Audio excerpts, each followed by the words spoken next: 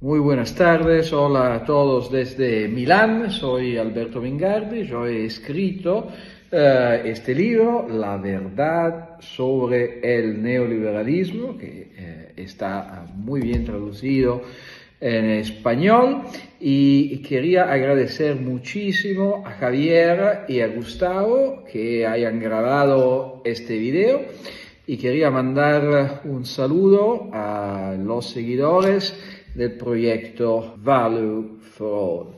Es un gran placer saber que van a escuchar un pequeño video sobre mi libro y espero que todos lo van a leer. Muchas gracias por su tiempo.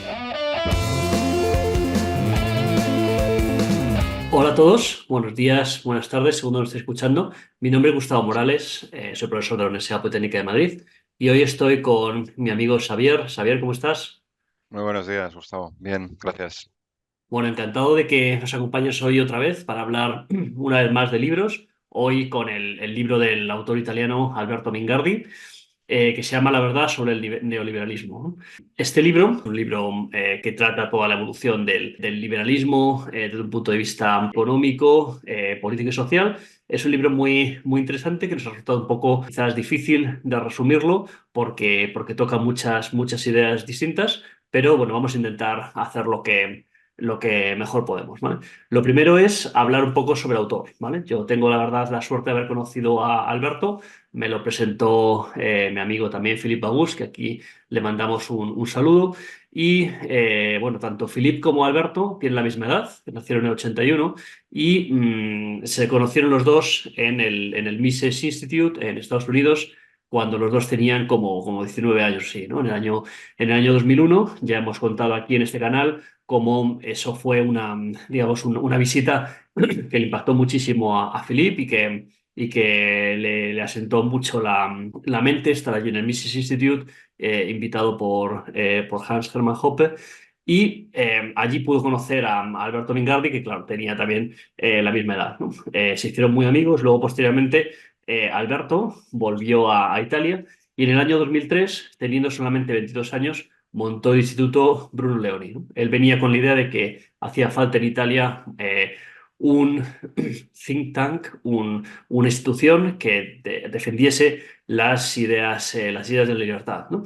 De alguna manera, esas ideas habían estado presentes en Italia de la mano de Silvio Berlusconi durante algunos años, ¿no? Pero claro, también Silvio Berlusconi pues también se aprovechaba mucho del capitalismo de amiguetes, ¿no? Es decir, bueno, yo quiero un libre mercado, pero también quiero un libre mercado que me venga bien a mí para que yo pueda, de alguna manera, pues tener situaciones casi, no digo monopolísticas, pero cercanas al monopolio en diversos ámbitos y que él se pudiera enriquecer, ¿no? Entonces, realmente no es Silvio Berlusconi precisamente un adalid de los libres mercados, aunque sí que en algunas ocasiones pues, ha utilizado estas palabras, ¿no? Pero a Alberto le parecía que hacía falta crear este instituto y consiguió, siendo tan joven, levantar algo de capital privado para poder montarlo, ¿vale? Yo, en el tiempo que he tenido relación con Alberto, él me ha presentado a algunos italianos en el tiempo que yo he estado en Roma y he podido ver que la gente en Italia le admira muchísimo, ¿no? Él por digamos, la comunidad liberal, libertaria, le admira muchísimo por la capacidad que tuvo, siendo tan joven, de montar el Instituto Bruno Leoni, ¿no? Quiere decir que Bruno Leoni, que no es muy conocido en España, fue un abogado y un escritor italiano que defendía las ideas de la libertad y tuvo con otro escritor que se llamaba Benedetto Croce, tuvo una serie de discusiones sobre cómo se debería definir las ideas de la libertad y bueno, espero que algún día también podamos hablar de ellos en este canal, ¿no? En particular, este libro tiene un subtítulo que es la verdad sobre el neoliberalismo, de lo poco que hay y lo mucho que falta, ¿no? Yo creo que el subtítulo sí que nos habla bastante de lo que quiere contar, de lo que quiere contar el libro, saber. Sí, efectivamente. El, el- el subtítulo recoge muy bien un poco el mensaje que está lanzando, ¿no? Y el mensaje que está generalizadamente extendido de que hay mucho neoliberalismo y el autor precisamente defiende lo contrario, es que no lo hay, ¿no? Entonces yo creo que eso es poquito una de las conclusiones más importantes que lleva el libro. Efectivamente, el libro abre con una cita de Pareto que dice que si algún día los italianos se quejan de que hay problemas en Italia, que no lo achacan al libre mercado, porque precisamente el libre mercado es de lo que no hay y de lo que no han disfrutado, ¿no? Entonces, que no se le achaque a los problemas económicos al libre mercado cuando en realidad no lo están disfrutando, ¿no? Y es un poco una de las ideas que trasluce el libro, ¿no? Que el neoliberalismo se ha convertido en una palabra baúl, una palabra que se utiliza casi para definir cualquier problema que haya, ¿no? O sea, si se invade un país es por el neoliberalismo y si los precios suben es por el neoliberalismo y si la gente no puede hacer una vivienda es por el neoliberalismo. Todo al final es, digamos, por el neoliberalismo que es una palabra que de alguna manera entronca con muchas otras, ¿no? Como los mercados, los fondos buitre, la fachosfera y, bueno, y muchos más que hay por ahí, ¿no? Entonces, la realidad es que en este libro Alberto hace un esfuerzo importante por buscar las raíces de la palabra, ¿no? Y una de las cosas que son muy interesantes es que hace un estudio un poco historiográfico sobre cómo ha ido evolucionando el liberalismo, ¿no? Una cuestión que quiero un poco resaltar es que Alberto no es puramente un economista, él ha estudiado ciencias políticas, pero es un hombre que para la edad que tiene es un hombre sabio, ¿no? Digamos que en el libro se citan a muchos autores, de los que muchos de ellos ya hemos hablado aquí, ¿no? Como Friedman, como Hayek, pero también se citan muchos autores que no son nada conocidos, ¿no? Y él parece haberlos leído y creo que eso aporta mucho valor y se aprende mucho, la verdad, leyendo el libro. Si alguien tiene, digamos, ganas de conocer otros autores no tan frecuentes en este tipo de discusiones que solemos tener, pues el libro es una buena base porque ahí se dan muchas pistas de otros autores, ¿no? Por supuesto, algunos italianos, pero también otros, por ejemplo, alemanes o americanos que también se mencionan, ¿no? Él hace una defensa muy importante de los mercados, ¿no?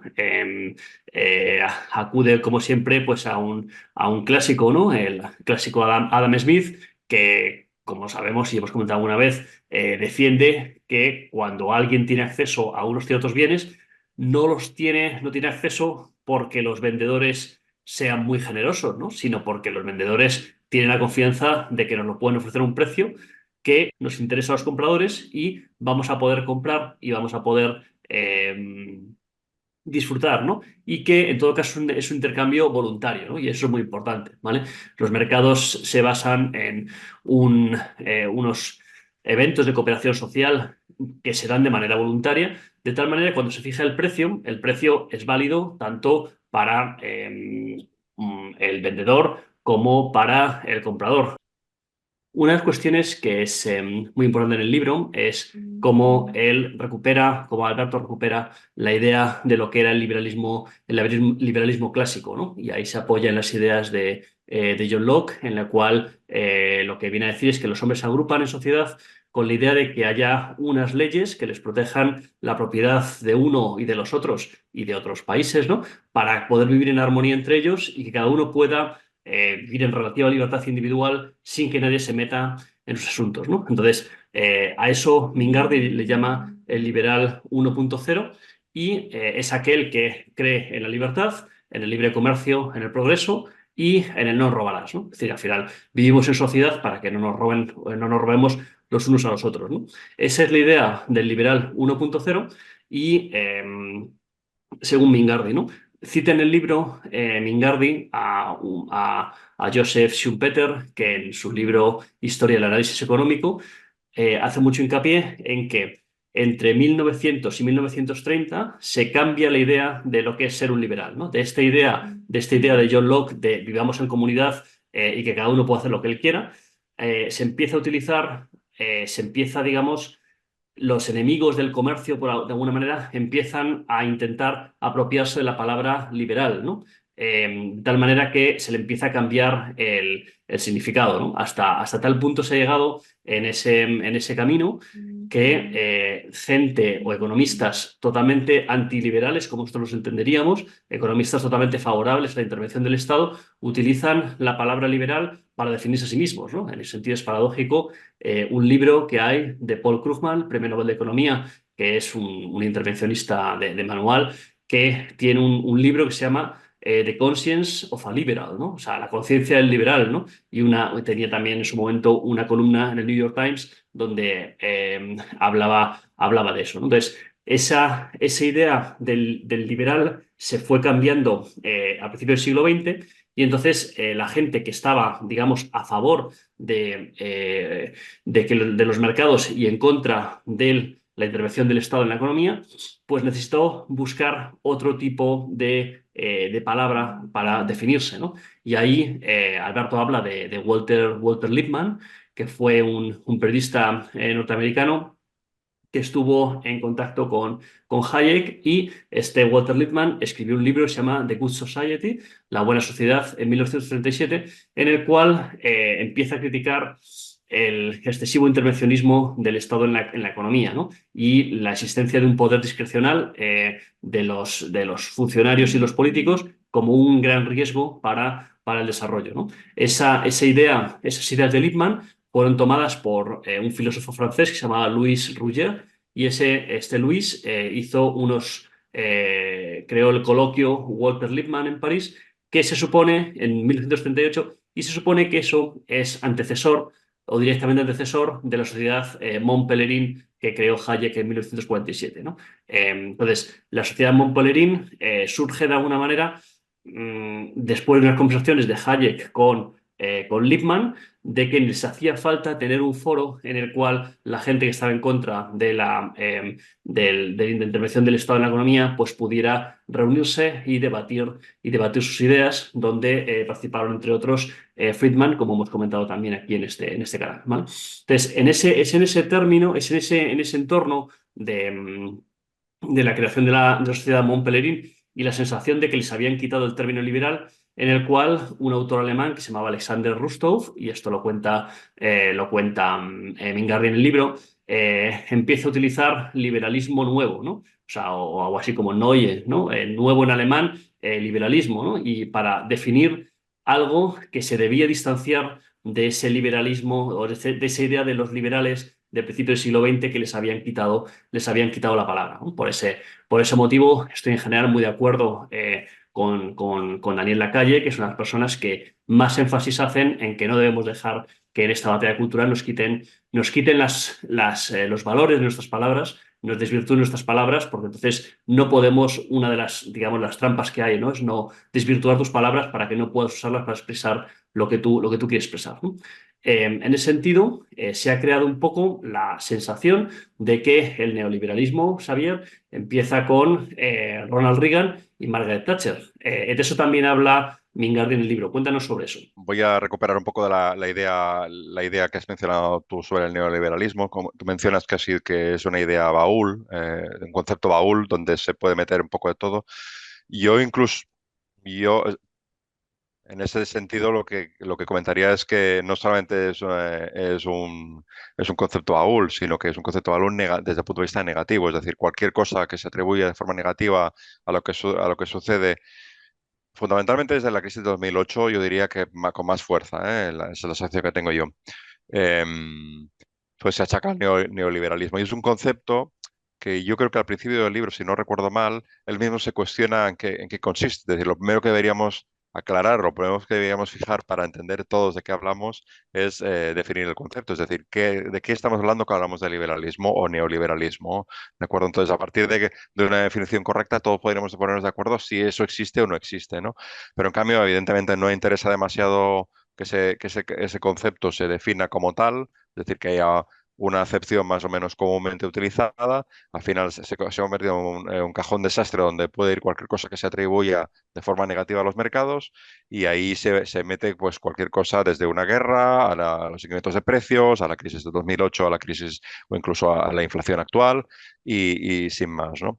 Entonces, él además hace una cosa interesante, que es recupera un poco esa idea, es decir, de dónde sale todo este concepto, esta amalgama de ideas contrarias al libre mercado, ¿no? Pues eso, el origen parece estar en los gobiernos de Thatcher y Reagan, pues hace ya pues unos 40 años, ¿no? La teoría, la teoría, si se le puede llamar así, es que a partir de ese momento es cuando se despierta la bestia neoliberal, ¿no? Desde esos años, ¿no?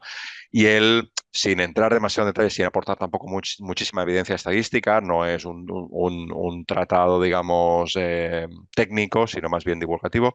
No hay, no hay un exceso de datos, pero bueno, muestra con poco a poco, con algo de información o sin un exceso de datos, pues que eso es una falsedad. Es decir, no existe esa presunción de neoliberalismo desde Reagan y Thatcher. Si lo hubiera habido, desde luego ha habido gobiernos de todo tipo, de todos los colores, tanto en Estados Unidos como en Europa. Entonces, el exceso regulatorio que ahora se produce tanto en unos países como en el otro, eso es aplicable tanto a Estados Unidos como a Europa, eh, no va absolutamente en contrario a lo que es esa fórmula utilizada neoliberal, ¿no? A la cual se atribuye cualquier maldad que ocurra en el mundo, ¿no?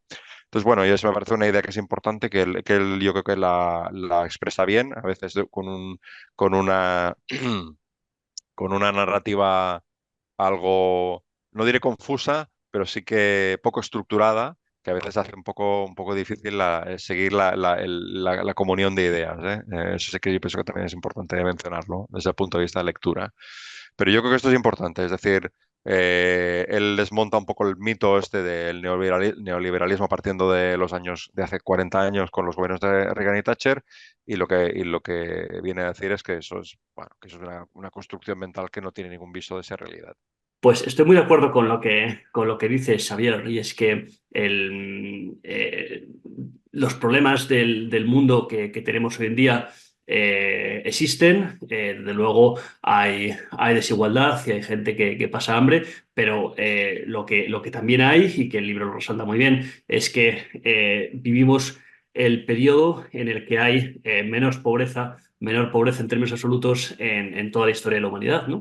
Y esto se ha conseguido en un entorno en el que, también lo dice el libro, la población mundial ha aumentado más de un 40% en 40 años, ¿no? Entonces, un aumento de la población absolutamente increíble, acompañado de un aumento de la situación, una mejora de las situaciones económicas todavía mucho más increíble, lo que ha provocado es que vivamos una situación en la que mucha más gente tiene oportunidades de vivir la vida que quiere vivir, ¿no? Y eso es, desde luego, lo ha provocado el capitalismo, ¿no? No entraremos aquí a decir si ha sido el neoliberalismo o si ha sido, digamos, los cambios de Reagan, los cambios de Thatcher, ni muchísimo menos, ¿no? Lo que sí es que el conjunto de el desarrollo, la globalización, los aumentos de productividad, el disfrute de la tecnología, la digitalización, un montón de variables que podemos tomar ahí como drivers de ese crecimiento, cada una con su importancia y su misión en diversos puntos del mundo, pues nos permiten a todos vivir mucho mejor de lo que hemos vivido hasta ahora, ¿no? Entonces, no es verdad que vivamos peor, no es verdad que las situaciones sean tan dramáticas como algunos políticos o economistas nos las quieren hacer ver.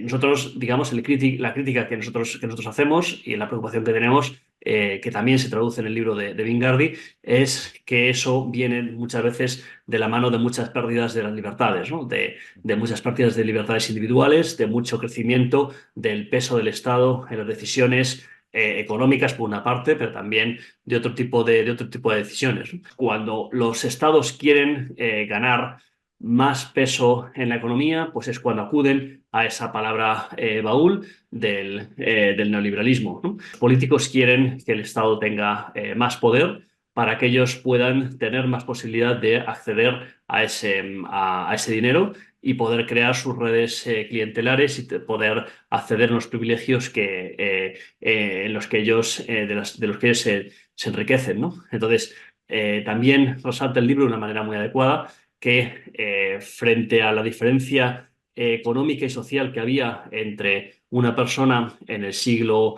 XIV o siglo XV, ¿no? Un súbdito y su rey, tenían una vida completamente diferente, ¿no? Hoy en día, si pensamos, Xavier, como vivimos tú y yo, y cómo vive Amancio Ortega o Felipe VI, pues podemos ver, claro, hay algunas diferencias evidentes, ¿no?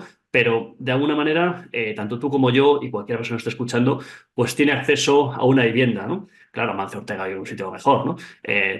Podemos comprar un coche, podemos hacer una cierta actividades de ocio, unos viajes, una sanidad. Entonces, ese acceso a la vivienda, a los coches, al ocio, a los viajes de sanidad, de alguna manera se ha universalizado gracias al desarrollo económico de las últimas décadas y eso es muy bueno, ¿no? Ahí hay que saber que de luego eso no era así hace unos siglos, ¿no? Hace unos siglos las cosas en las que podía disfrutar la gente más adinerada, ¿no? Digamos las élites, podían disfrutar de cosas que la gente, digamos el pueblo llano, no podían imaginar, ¿no? Y gracias al desarrollo que ha habido, pues ahora todos podemos más o menos disfrutar de una serie de cosas, ¿no? Entonces yo creo que eso es muy importante saber. Sí, efectivamente es así, ¿no? Ahí hay una ficción, hay varias ficciones ahí implícitas en lo que acabas de comentar. La primera es que tiempos pasados fueron mejores.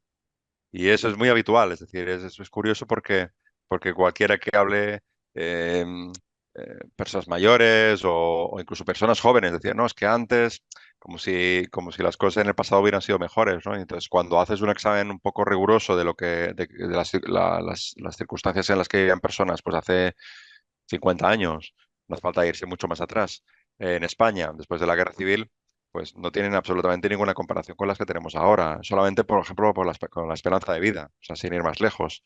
Las mejores las condiciones de salubridad, la alimentación, ¿no? Un elemento como, por ejemplo, la altura de los españoles. La altura de los españoles después de la Guerra Civil, pues era la que era, ¿no? Y casi no podíamos jugar a baloncesto. Y esto no es así hoy, ¿no? Y eso es debido fundamentalmente a la alimentación y eso es debido pues a toda una serie de factores que han hecho que se mejore la productividad, entre otras cosas de la alimentación, sin hablar de la sanidad, etcétera, etcétera. La esperanza de vida en España es una de las más altas del mundo. O sea, eso no son ninguna casualidad. Si te vas a algunos países de África muy deprimidos, la esperanza de vida no tiene absolutamente nada que ver. Entonces, todas estas cosas que a veces se atribuyen falsamente al Estado, pues son fruto de que haya mercado, de que haya personas que invierten capital, que trabajan duro para hacer que las cosas funcionen y eso provee una serie de servicios de los cuales nosotros nos podemos beneficiar, ¿no? Entonces yo creo que esto es muy importante. El libro no explicita tan claramente, pero yo creo que sí que a lo largo de las páginas pues se vislumbra pues todos estos elementos, ¿no? Muy bien, pues con esto nos despedimos, por supuesto recomendando leer a Mingardi y quedarse con la idea de que el punto en el que estamos hoy y al que hemos llegado es, desde luego, gracias a los mercados y que nos harían falta más mercados y no menos, como nos dice Alberto Mingardi. Muchas gracias, Javier, por acompañarnos hoy. Gracias a ti, Gustavo. Un saludo. Saludos, vemos. Chao.